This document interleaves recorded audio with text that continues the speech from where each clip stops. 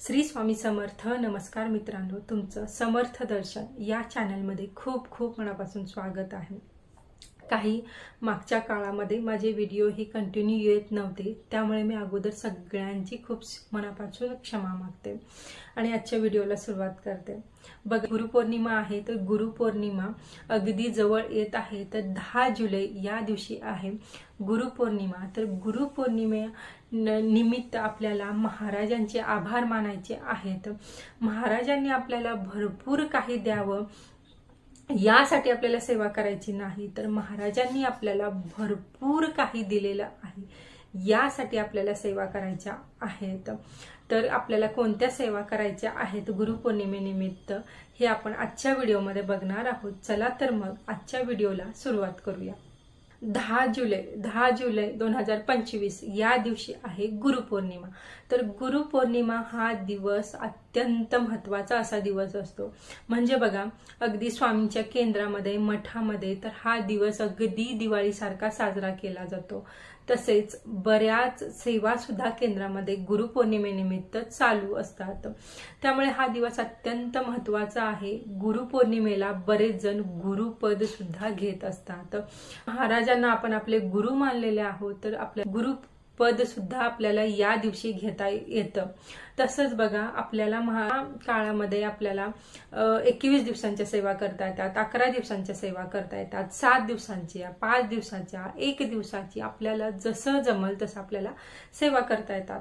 तर बघा, आज आपण 11 दिवसांची सेवा बघणार आहोत. म्हणजे आता 10 जुलैला आपली गुरुपौर्णिमा आहे, त्यामुळे आपण 30 तारखेपासून या सेवेला सुरुवात करायचं आहे. म्हणजे 30 पासून आपण सुरुवात केलं की 10 तारखेपर्यंत आपले 11 दिवसांची सेवा ही कंप्लीट होते.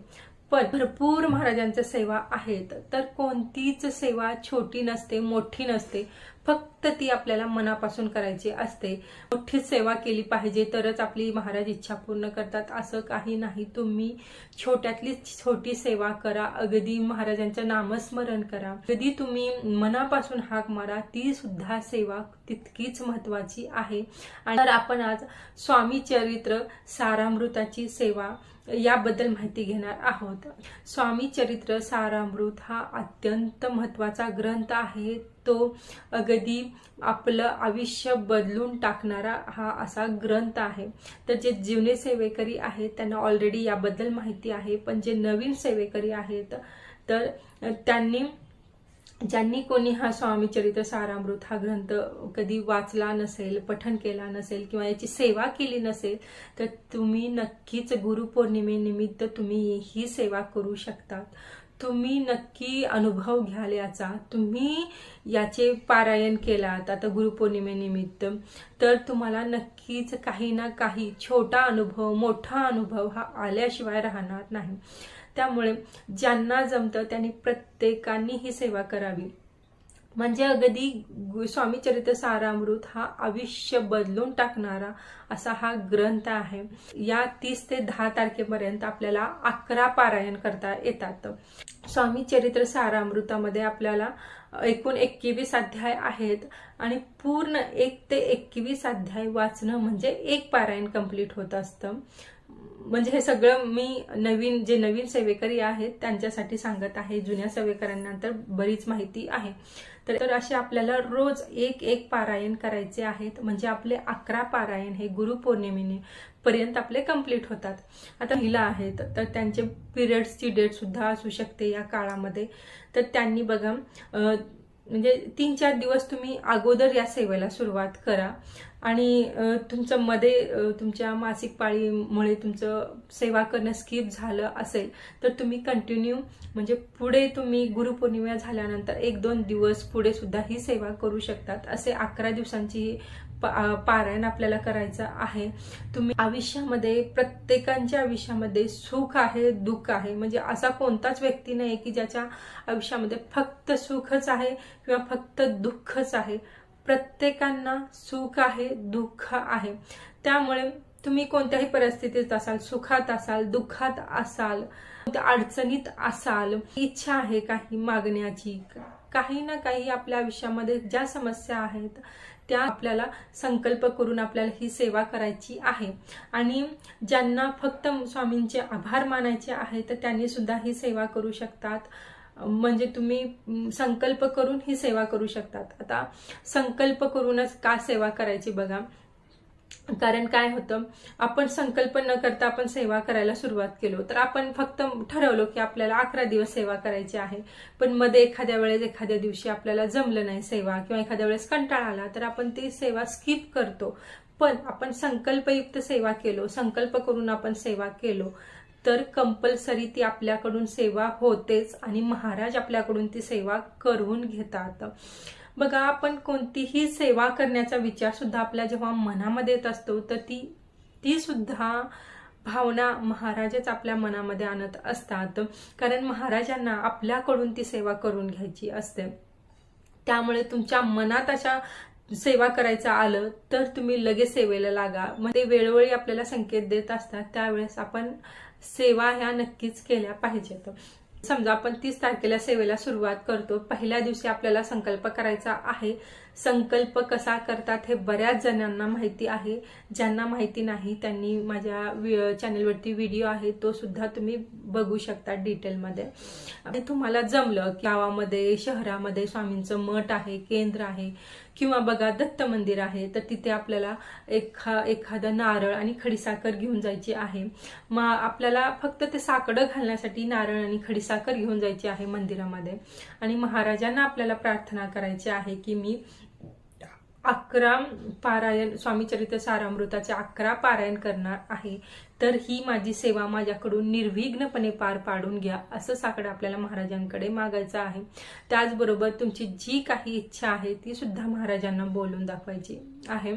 समजा ज्यांना मंदिरात जाणं शक्य झालं नाही तर त्यांनी आपल्या घरामध्येच महाराजांचा जो फोटो समोरच आपल्याला नारळ आणि खडीसाखर ठेवून आपल्याला महाराजांना साकडं घालायचं आहे। आपला जो नारळ असतो तर तो आपली पूर्ण सेवा झाल्यानंतर तो आपल्याला नदीमध्ये किंवा पाण्यामध्ये प्रवाहित करायचा आहे। तुमची जी वेळ आहे तर ती वेळ सुद्धा फिक्स करून ठेवा। म्हणजे तुम्ही समजा सकाळच्या पिरियडमध्ये तुम्ही पारायण करणार आहेत, अगदी 9 वाजता, 10 वाजता, 11 वाजता, दिवसभरामध्ये तुम्ही कधीही पारायण करू शकता। तर तुमची एक वेळ फिक्स ठेवा आणि त्या वेळेलाच आपल्याला पारायण करायचं आहे, रोज त्याच वेळेला पारायण करायचं आहे। म्हणजे थोडा 10-15 मिनिट इकडे तिकडे झाले तर चालतील, पण जास्त म्हणजे वेळेमध्ये डिफरन्स होऊ देऊ नका।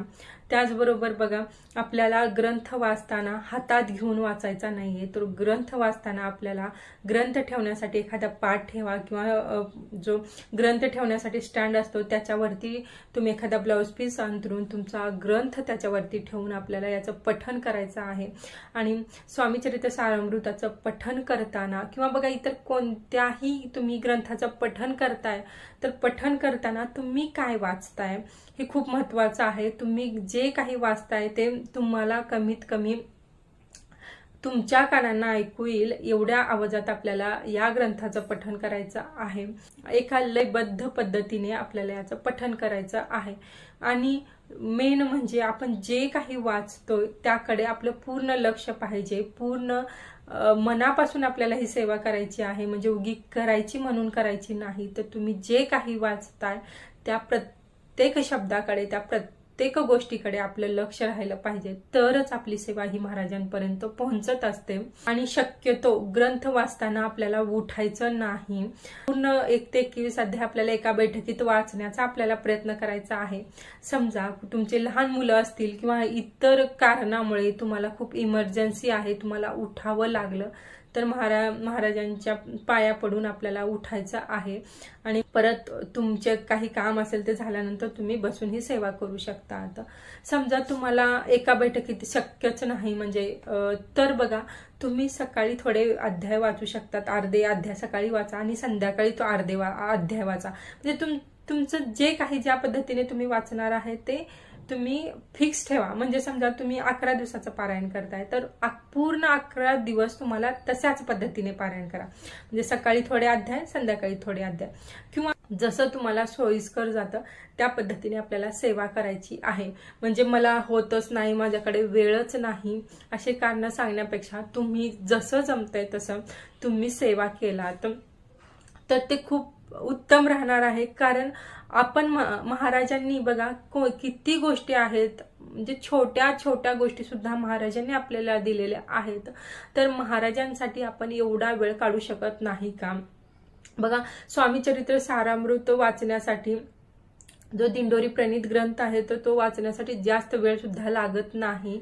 म्हणजे पाऊण ते 1 तासामध्ये हा ग्रंथ वाचला जातो. एवढ्या कमी वेळामध्ये ह्या स्वामी चरित्र सारामृताचं पठण होतं आणि एवढ्या कमी वेळामध्ये आपण सेवा करतो तर त्याचं फळ तर खूप पटीने जास्त आहे.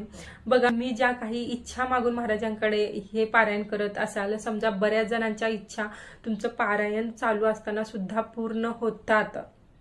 काहींच्या इच्छा तुमचं पारायण पूर्ण झाल्यानंतर कंप्लीट होतात आणि काही जणांचं पारायण पूर्ण झाल्यानंतर काही दिवसांनी कंप्लीट होतात, किंवा कोणाच्या इच्छा सुद्धा पूर्ण होत नाहीत. तर निराश व्हायचं नाही. कारण तुम्ही जे काही सेवा केलाय, तुम्ही एकदा जरी महाराजांचं नाव मनापासून घेतला तर स्वामी त्याची परतफेड करतात, व्याजासहित त्याची परतफेड करतात. त्यामुळे तुम्ही केलेली कोणतीच सेवा वाया जाणार नाही.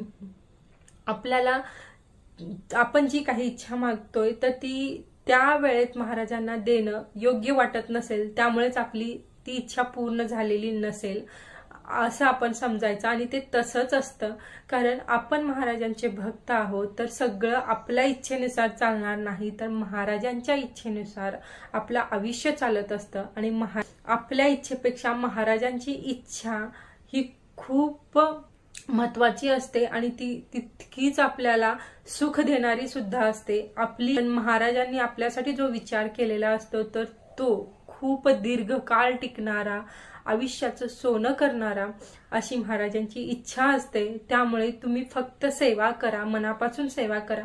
तुम्ही इच्छा मागून सेवा करा किंवा इच्छा न मागता सेवा करा. ही छोटीशी माहिती तुम्हाला आवडली असेल, हा व्हिडिओ तुम्हाला आवडला असेल तर व्हिडिओला लाईक करा, शेअर करा आणि जे कोणी या चॅनलवरती नवीन आहेत तर त्यांनी चॅनलला सबस्क्राईब करायला विसरू नका. चला तर मग परत भेटूया एका नवीन टॉपिक सोबत नवीन व्हिडिओमध्ये. तोपर्यंत सर्वांनी म्हणत राहा श्री स्वामी समर्थ, जय जय स्वामी समर्थ, श्री गुरुदेव दत्त. धन्यवाद.